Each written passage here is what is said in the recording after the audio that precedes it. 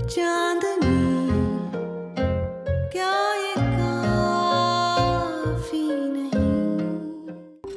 पता, औरत बेशक जितनी भी strong, resilient, powerful, call her whatever you want, कुछ भी हो जाए, हमारी फैमिलीज को ना उसको ग्राउंडेड रखने की टेक्निक्स आती है। ये रिश्तों की जंजीर पाँव में डाली और धड़म, औरत नीचे। मैं अपने 10 मामलों में उलझा हुआ हूं। आई एम स्वैम्प्ड विद वर्क और तुमसे एक औलाद नहीं संभाली जा रही।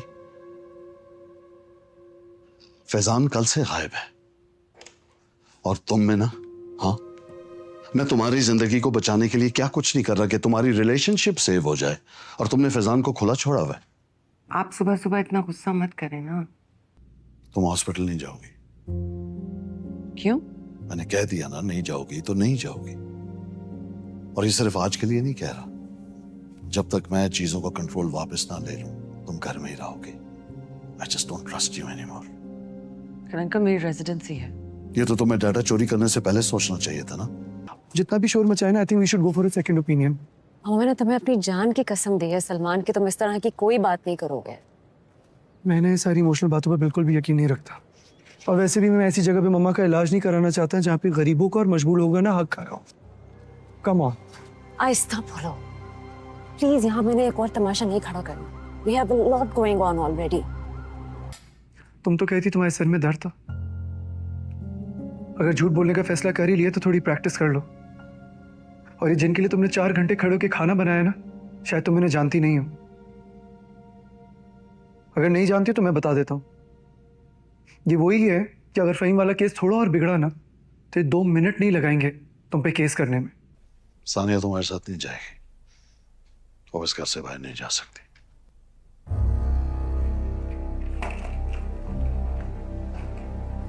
प्लीज रास्ते से हटिए। लिसन, आप अपना काम संभालें, मैं अपना काम संभाल सकता हूं। मुझे प्लीज मजबूर ना करें कि मैं खुद किसी चैनल पे बैठ के सब कुछ सच सच बता दूं, और आप अच्छी तरीके से जानते कि मैं ये कर सकता हूं।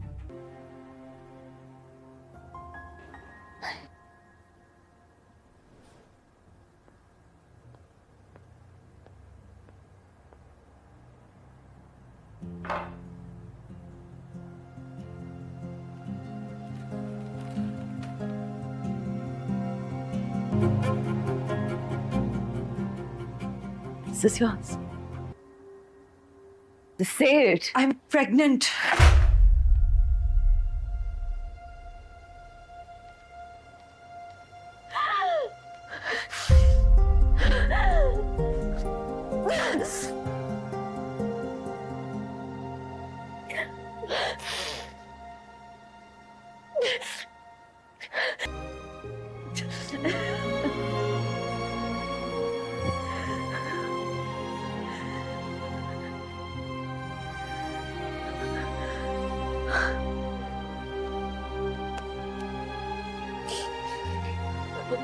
I'm so sorry.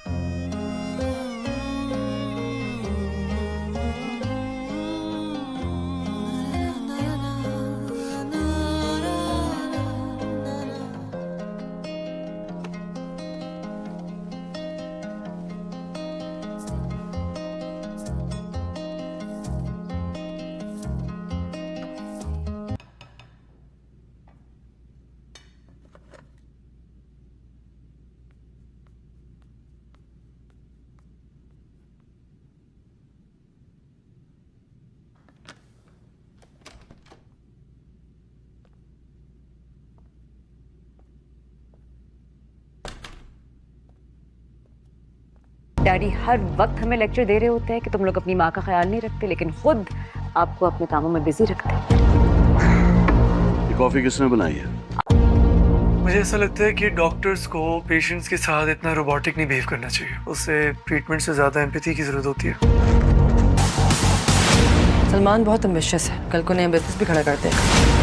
असल मर्द ही वो होता है जो अपने फेलियर को फेस कर सके। आप यहाँ एहसास जिम्मेदारी से ज्यादा इसीलिए खड़ी क्योंकि आप डरती हैं उनकी गुस्से से, उनकी बदतमीजी से। सानिया की तरह क्यों बात कर रही हो? You know what, अगर मैं भी एक सक्सेसफुल डॉक्टर होता ना तो तुम भी सुमेरा की तरह डॉक्टर साथ की आवभगत कर रही होती। ये लड़की ज्यादा देर खामोश नहीं बैठेगी, कुछ मत। अस्सलाम वालेकुम व्यूअर्स। ड्रामा सीरियल डॉक्टर बहू के नेक्स्ट एपिसोड में आप देखने वाले हैं व्यूअर्स, मिन्हा पर जब ये राज खुलता है कि डॉक्टर अंबर अब उसकी सौतन है और अब वो माँ भी बनने वाली है, प्रेग्नेंट हो चुकी है, तो उसके पैरों तले ज़मीन निकल जाती है और वो बहुत ज़्यादा रो रही होती है। यहाँ तक कि डॉक्टर अंबर को भी उस पर तरस आ जाता है और वो उसको अपने गले लगाकर खुद भी बहुत ज़्यादा रोती है और उससे माफ़ी मांगती है और बोलती है कि अब कुछ नहीं हो सकता, जो हो चुका सो हो चुका, इसलिए अब जितना जल्दी तुम इसे एक्सेप्ट कर लो तो हम तीनों की ज़िंदगी में आसानी आएगी। मिन्हा जब खुद को थोड़ा संभालती है तो फिर डॉक्टर अंबर से बात करती है और बोलती है कि वो तो मर्द था, जो उसने किया सो किया, लेकिन तुम कितनी अजीब औरत हो। एक तो तुमने मुझसे मेरा शौहर छीन लिया और ऊपर से वो इतने टाइम से तुमसे निकाह करके बैठा है और छुप छुप कर आकर तुमसे मिलता है, यहाँ तक कि तुम प्रेग्नेंट भी हो गई हो और अब तक तुमने उसे इस बात के लिए मजबूर नहीं किया कि वो हम सब के सामने तुम्हें डिक्लेयर करे कि वो तुमसे शादी कर चुका है और तुम्हें उस घर में लेकर आए। तुम ये सब कैसे किया? बहुत बड़ा दिल है तुम्हारा, क्योंकि कोई भी और लड़की ऐसा करने के लिए कभी तैयार ना होती। डॉक्टर अंबर बोलती है कि मैं तो उसको कह के थक गई हूँ, लेकिन वो आजकल करता रहता है और यूँ करते करते उसने बात यहाँ तक पहुँचा दी। आज भी वो मुझसे टाइम लेके गया है कि आज वो घर जाके सबसे बात करेगा और वो जल्द मुझे उस घर में लेकर जाएगा। मिन्हा बोलती है कि तुम्हें शाहनवाज अंकल का नहीं पता, पूरे घर पर उसका कंट्रोल है, उसकी मर्ज़ी के बगैर घर में कुछ भी नहीं हो सकता। फैज़ान तुम्हारे सामने जो भी बोले और जो भी बातें करें वो सिर्फ यहीं तक महदूद है, घर में वो अंकल के सामने अपनी ज़ुबान तक नहीं खोल सकता। इसलिए अगर तुमने खुद को स्टेप लिया तो वही तुम्हारी कामयाबी होगी।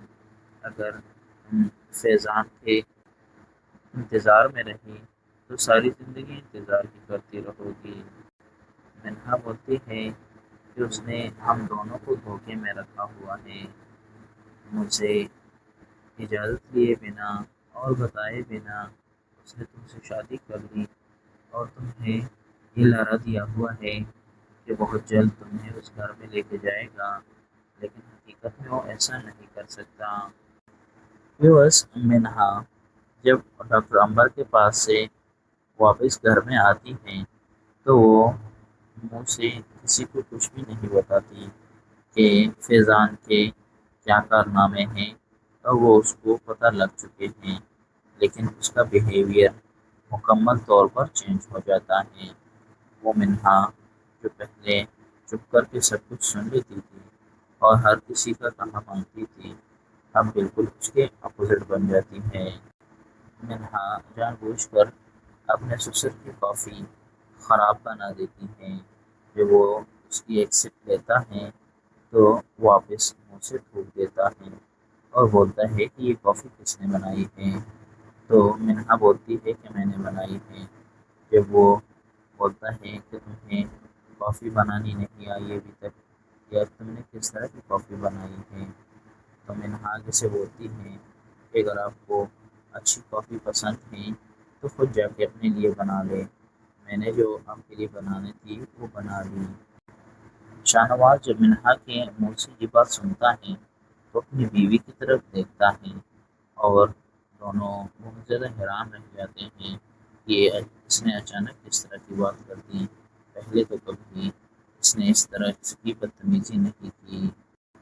اس کے بعد منہا اپنی ساس کو بھی کئی باتوں پر ٹوک دیتی ہے، اور انہیں بولتی ہے کہ انکل ہمیں کہتے ہیں کہ اپنی ماں کا خیال رکھو، لیکن خود ہر وقت تمہیں اپنے کاموں میں بزی رہتے ہیں۔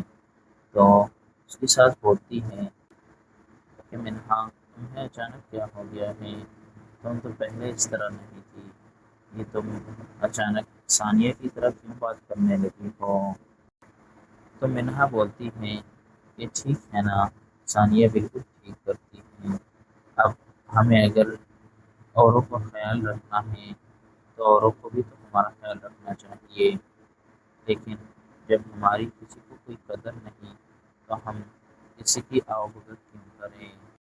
فرحین منہا کو بٹھاتی ہے اور پیار سے اسے پوچھتی ہے کہ کیا بات ہے، تم مجھے بتا سکتی ہو، کوئی تو بات ہے جو تمہیں اتنا اریٹیٹ کر رہی ہے اور تم ہمیں نہیں بتا رہی۔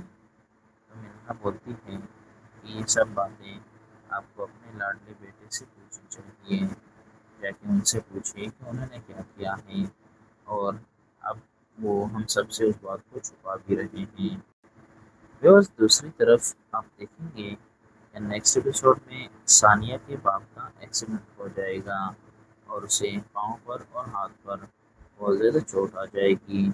اس بات کا سن کر سمیرا اور اس کا ہسبینڈ ڈاکٹر سعد بھی ہنی مون سے واپس آ جائیں گے، اور سلمان اور ثانیہ بھی اسلام آباد سے واپس آ جائیں گے۔ جب وہ ان کے گھر میں موجود ہوں گے تو سلمان فیل کرے گا کہ ڈاکٹر صاحب کو بہت زیادہ پروٹوکول مل رہا ہے اور اسے کوئی پوچھنے والا نہیں ہے۔ یہ بات سلمان کو زیادہ دیر تک ہضم نہیں ہوتی، اور وہ ثانیہ سے بول دیتا ہے کہ اگر میں بھی ڈاکٹر صاحب کی طرح کوئی ہائی پروفائل ڈاکٹر ہوتا تو تم سب میرے بھی آگے پیچھے گھوم رہے ہوتے، اس طرح سب ابھی ڈاکٹر صاحب کے آگے پیچھے گھوم رہے ہیں۔ بس آپ کو کیا لگتا ہے سلمان کی اس بات کے جواب میں ثانیہ اسے کیا جواب دے گی؟ اور دوسری پروڈکشن میری یہ ہے کہ سلمان کا جو بزنس پارٹنر ہے ثاقب، وہ اس کے ساتھ دھوکہ کر رہا ہے، اور بزنس میں بار بار لاس اسی کی وجہ سے ہو رہا ہے۔